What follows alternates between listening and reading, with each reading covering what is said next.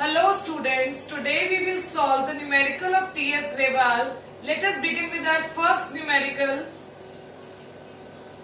And the first transaction in the first numerical is started business with cash rupees 45,000. Business start हुआ है, businessman ने business में cash की form में capital invest की है. So this will increase the cash of the business as well as the capital of the business without any effect on bank balance, stock or creditors. जब businessman ने business में capital invest की तो business का cash balance बढ़ा और business की capital increase हुई. Open bank account rupees 4500. जब बिजनेस अपना बैंक अकाउंट ओपन करेगा तो बिजनेस का कैश बैलेंस कम हो जाएगा और बिजनेस का बैंक बैलेंस राइज हो जाएगा. So what will be its impact? It will decrease our cash balance. For decrease we are using this bracket and our bank balance will increase by same amount 4500 without any impact on stock, capital or liabilities. जब भी हम दो transactions को solve करेंगे उन दोनों को settle करने के लिए we have to calculate new equation. Now from 45,000 we have to subtract 4,500. Balance will be 40,500. Bank balance बढ़कर हो गया 4,500. Without any effect on stock, capital is 45,000 and there is no change in the amount of liabilities. आपको बताया गया है equation में left hand side right hand side की हमेशा इक्वल रहेगी. चाहे हम फर्स्ट इक्वेशन देखें जहां दोनों कैश और कैपिटल सेम अमाउंट से इंक्रीज हो रहे हैं. Second transaction left hand side पर सेम अमाउंट का इंक्रीज एंड डिक्रीज है, so it will be zero. Right hand side पर भी इम्पैक्ट जीरो ही रहा. न्यू इक्वेशन को भी अगर हम चेक करें तो total 40,500 of cash and 4,500 of bank is equal to 45,000 of capital. Now the third transaction is bought goods from Messrs Sun and Company. आपने गुड्स खरीदे हैं और आपने गुड्स क्रेडिट पर खरीदे हैं. क्रेडिट पर खरीदे कैसे पता चला? क्योंकि आपको डीलिंग पार्टी का अपने सप्लायर का नेम गिवन है और क्वेश्चन में नहीं मेंशन कि ट्रांजैक्शन कैश में हुई है. If only name is mentioned and it has not been mentioned that it has been taken on cash basis, so this name will conclude that the transaction has been undertaken on credit basis. जब goods खरीदेंगे तो business का stock बढ़ेगा, पर हमने इन goods की purchase के लिए पेमेंट कैश में नहीं की, ना ही बैंक से की, तो ना कैश बैलेंस और ना ही बैंक बैलेंस इफेक्ट होगा. बिजनेस की कैपिटल पर भी इसका कोई इम्पैक्ट नहीं आया. But liabilities are increasing. In future आपको अपने सप्लायर को ये अमाउंट पे करना है, so this is your liability. अब हम अपनी न्यू इक्वेशन और थर्ड इक्वेशन को सेटल करेंगे. We get final equation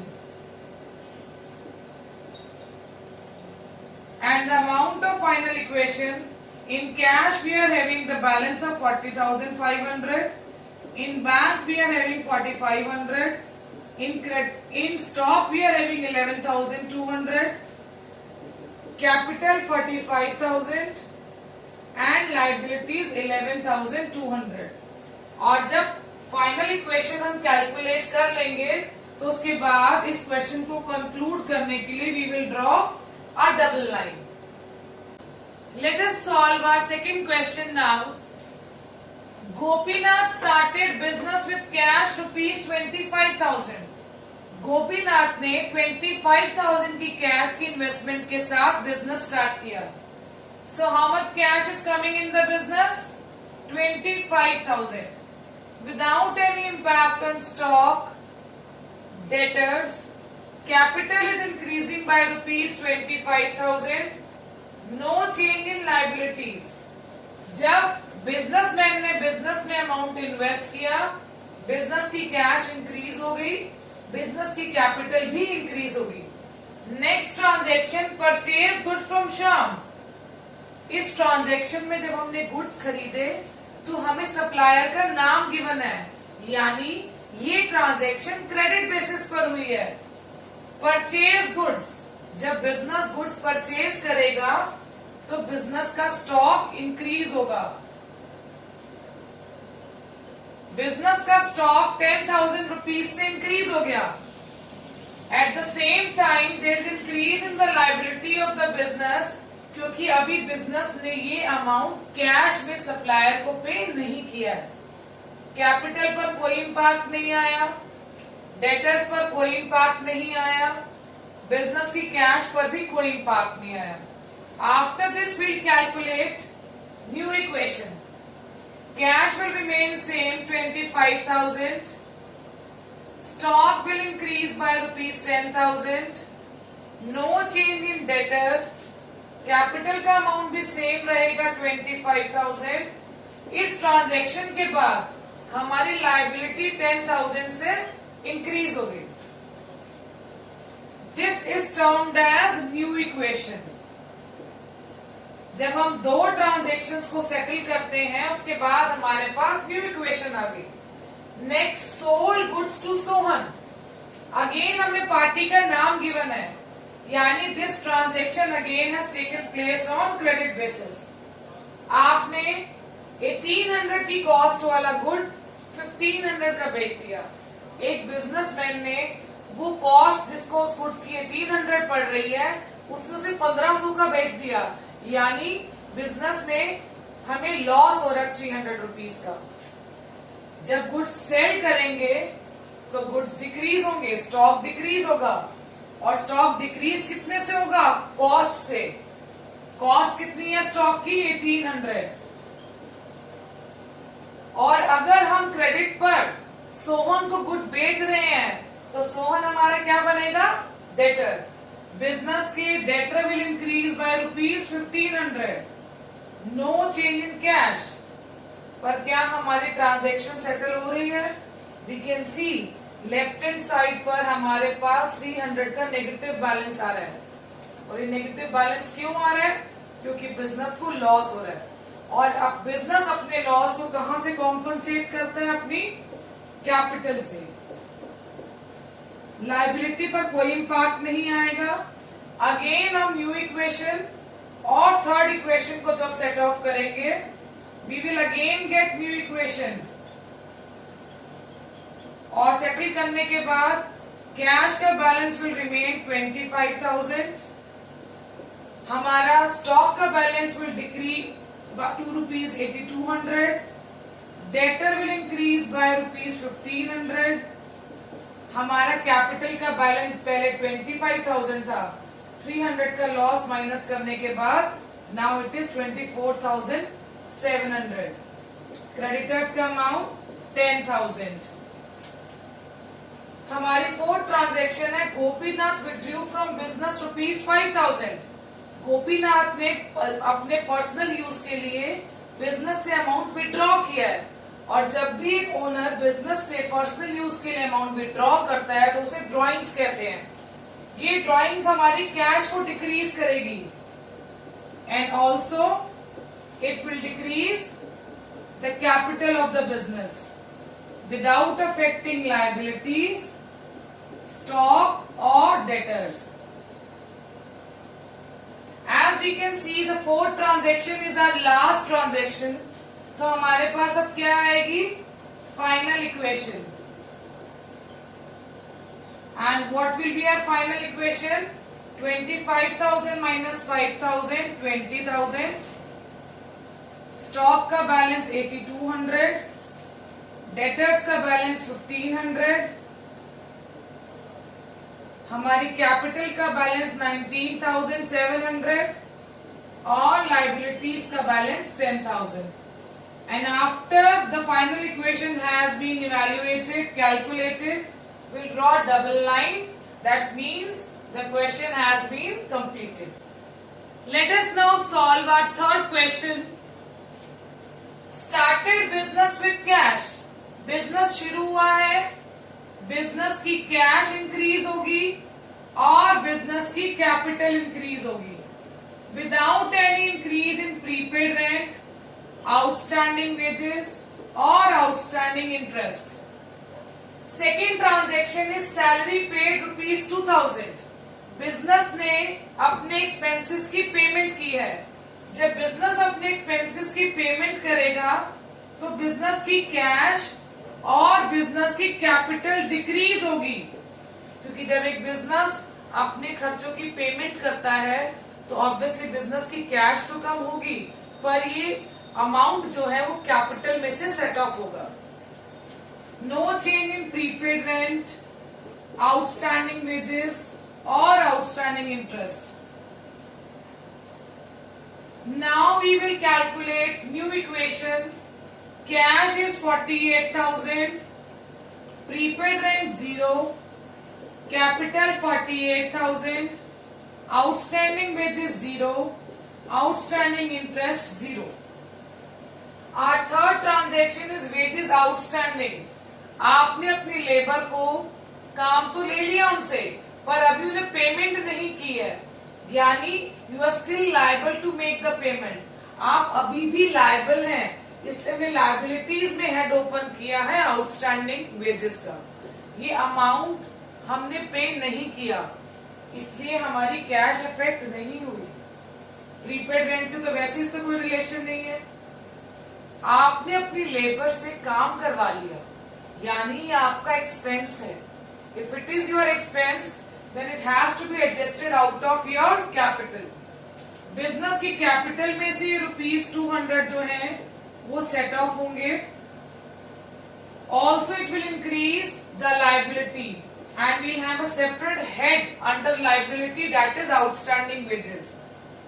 again after 2 transactions we will have new equation.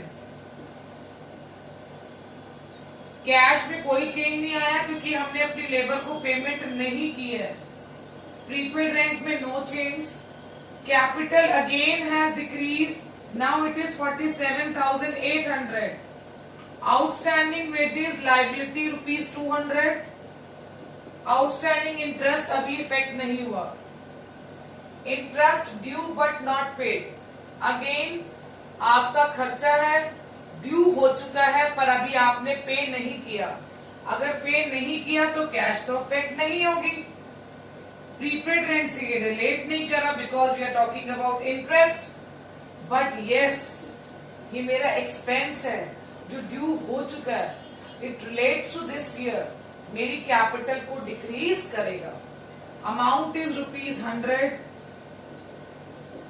No effect on outstanding wages, but yes liability head में we will have outstanding interest as liability with ₹100. Again after 2 transactions we have to calculate new equation. Here 2 transaction means one is new equation and 4th transaction. Cash का balance है 48,000, prepaid rent 0, capital is 47,700, outstanding wages 200, outstanding interest 100. Rent paid in advance. ऐसा भी होता है business में, कई बार आप अपने खर्चों की पेमेंट एडवांस में कर देते हैं। अगर आप पे कर रहे हैं यानी आपकी कैश इफेक्ट होगी, आपकी कैश 150 से डिक्रीज होगी। पर क्या ये आपका खर्चा है? आपने तो एडवांस दिया है, यानी अभी आपने सर्विसेज अवेल नहीं की हैं, तो ये आपका एक्सपेंस नहीं है। अगर एक्सपेंस नहीं है तो ये कैपिटल में से सेट ऑफ नहीं होगा, यानी जो हमने एडवांस पे किया है रेंट के फॉर्म में वो अभी हमारा अदर पार्टी के पास एज एसेट है जब तक हम सर्विसेज को अवेल नहीं करते। So it will increase my asset with ₹150 without affecting my capital, outstanding wages, outstanding interest. After solving all the 5 equations, now we will get final equation. And in final equation, The amount of our cash is 47850. Prepaid rent is 150. Capital is 47,700. Outstanding wages 200. Outstanding interest 100. After completion of the question, we have to draw a double line. To begin with question number 4, let us solve our first equation. Harish started business with cash rupees 18,000.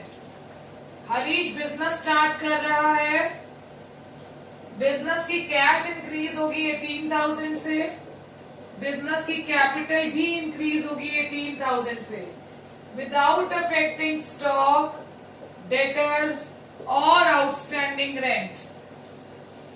Coming to our second transaction, purchase goods for cash. आपने goods खरीदे हैं cash में, आपने goods खरीदे हैं credit में भी, यानी टोटल 5,000 प्लस 2,000 हमारे पास स्टॉक कितने का आया?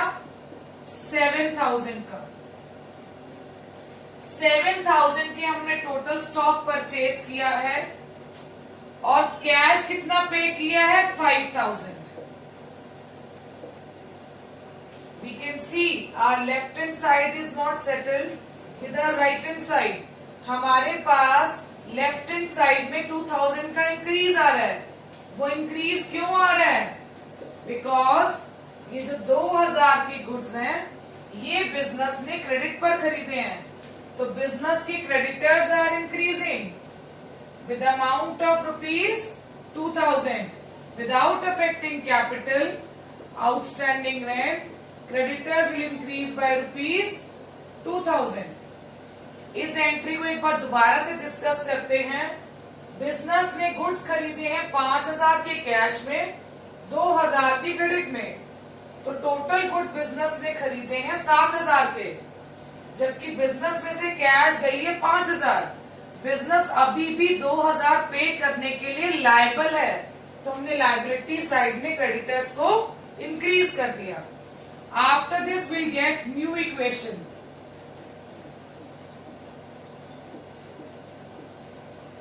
Amount of cash will B 13,000, stock will be 7,000, debtor 0, capital 18,000, outstanding rent 0, creditors rupees 2,000. अब coming to third transaction, sold goods for cash. हमने 4,000 की गुड्स बेचे हैं जिनकी कॉस्ट थी 2,400. ये तो बहुत खुशी की बात है कि 2,400 का कॉस्ट वाला जो स्टॉक है वो हमने 4,000 का बेच दिया, यानी इस केस में बिजनेस को 1,600 का प्रॉफिट हो रहा है. कैश कितनी आ रही है बिजनेस के पास? 4,000. पर बिजनेस के पास से स्टॉक कितने का जा रहा है? स्टॉक जब हमें सेल कर रहे हैं तो कॉस्ट माइनस करनी होती है स्टॉक में से, और हमारे पास कॉस्ट है 2,400. अब हम देख सकते हैं कि लेफ्ट हैंड साइड पर there is increase of rupees 1,600. That 1,600 is profit. ये प्रॉफिट बिजनेस की कैपिटल को इंक्रीज करेगा without affecting any other liability. इसके बाद we will get new equation. Amount of cash will be 17,000, but हमारा stock जो है वो डिक्रीज हो रहा है, and now the amount of stock is 4,600. Debtors में कोई चेंज नहीं है. Capital is increasing. Now it is 19,600.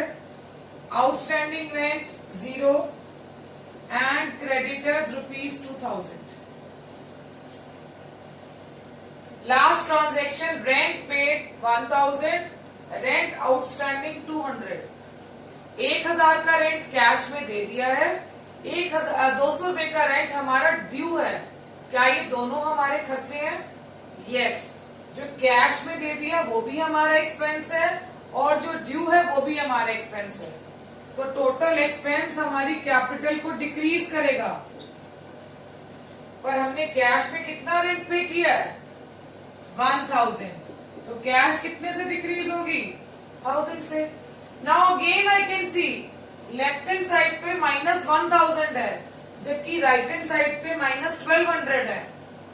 Outstanding जो रेंट का अमाउंट है वो हमारी लायबिलिटी है, जो हमने पे करनी है पर अभी तक पे नहीं की, तो वो आउटस्टैंडिंग रेंट के हेड में ऐड हो जाएगा।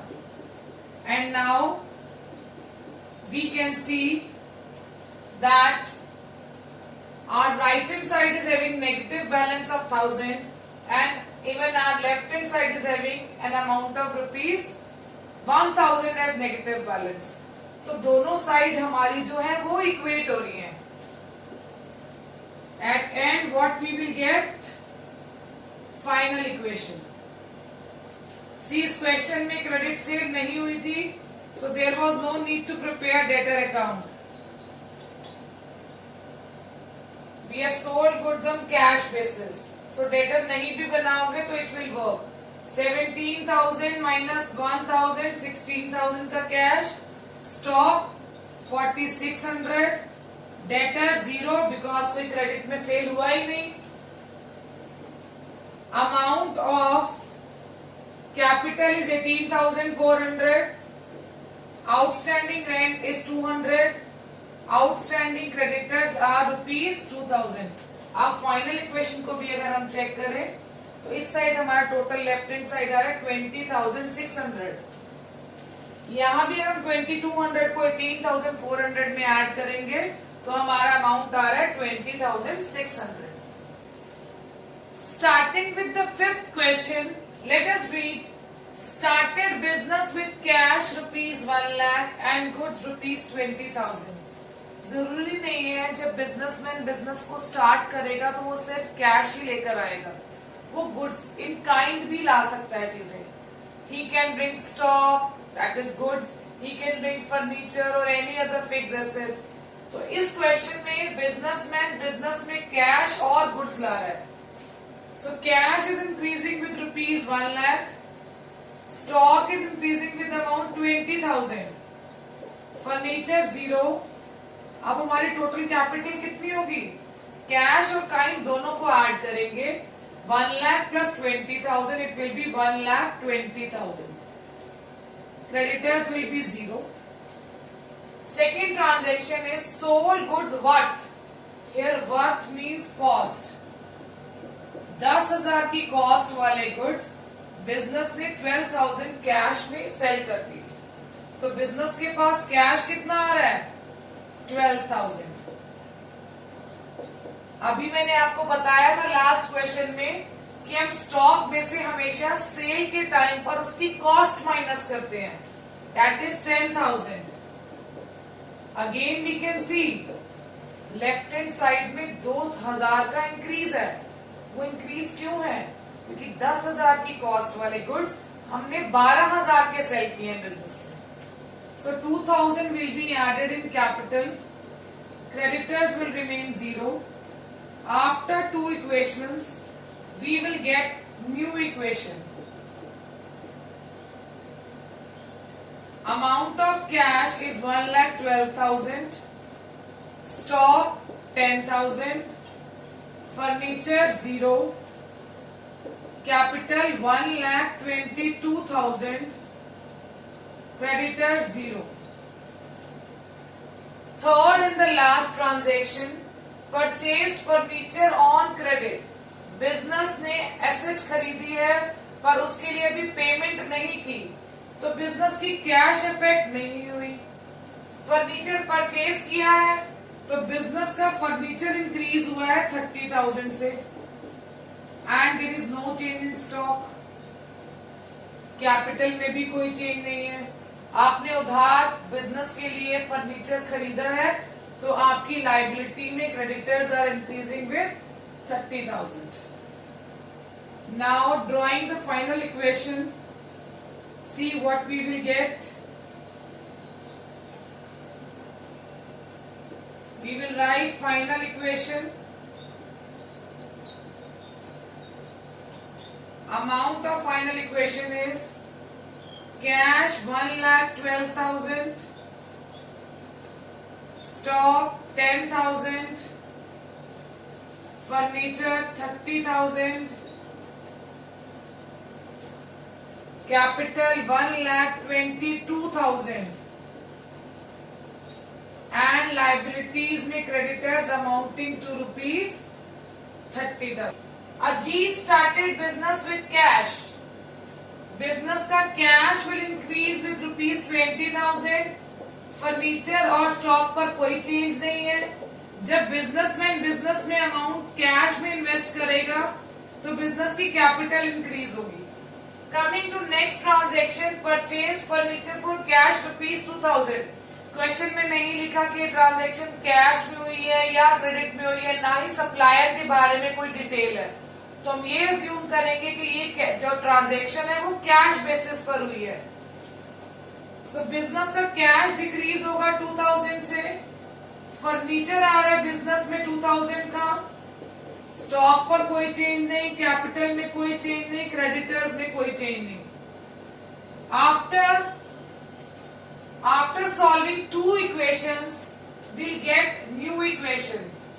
That is cash amounting to rupees 18,000, furniture 2,000, stock 0, capital 20,000 and creditor 0. हमने देखा बिजनेस शुरू हुआ, बिजनेस की कैश और कैपिटल बढ़ी, बिजनेस ने फर्नीचर खरीदा, बिजनेस की एसेट में फर्नीचर बढ़ा और बिजनेस की कैश 2,000 से डिक्रीज हो गई.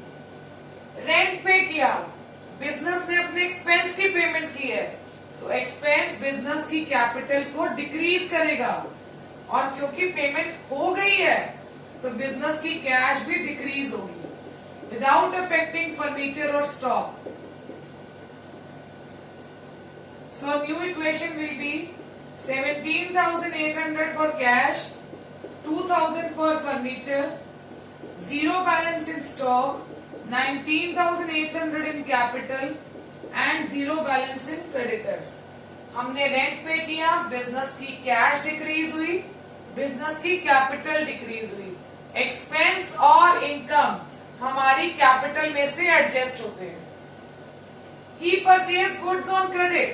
स्पेसिफिकली क्वेश्चन में लिखा है कि ये ट्रांजैक्शन क्रेडिट पर हुई है, भले ही आपके पास सप्लायर का नाम नहीं है, but question is mentioning that this transaction has taken place on credit basis. Business ने गुड्स खरीदे हैं, बिजनेस के पास 3,000 के गुड्स आए, बट साथ ही साथ बिजनेस की लायबिलिटी भी इंक्रीज होगी. क्रेडिटर्स विल इंक्रीज क्योंकि वी आर लायबल टू पे एज अ बिजनेस. अभी हमने इन गुड्स की परचेज के लिए पेमेंट नहीं की है. कैश पे there is no affect, furniture 0, capital no affect. New equation will be cash 17,800, furniture 2,000, stock 3,000, capital 19,800 and creditors 3,000. Coming to our fifth and the last transaction, he sold goods costing 2,000 for rupees 5,000. Business के लिए तो ये good news है. 2,000 की cost वाले goods 5,000 के cell हो गए तो बिजनेस में कैश कितनी आई 5,000. जबकि हमारे पास से कॉस्ट ही सब्ट्रैक्ट होगी स्टॉक में से, that is amounting to rupees 2,000. Furniture पे there is no effect. Capital पर क्या इफेक्ट आएगा? 2,000 वाला स्टॉक 5,000 का बेचा है, प्रॉफिट हो रहा है, प्रॉफिट कैपिटल को इंक्रीज करेगा without affecting liabilities. So what will be our final equation? It's cash 22,800, furniture 2,000, stock 1,000, capital 22,800 and liabilities में creditor up stood at rupees 3,000. I hope all the questions from question number 1 to 6 are clear to you. Thank you for watching this video and stay connected. In our coming video, we'll solve from question number 7 and we'll do all the questions of accounting equation in the book T.S. Grewal. Thank you.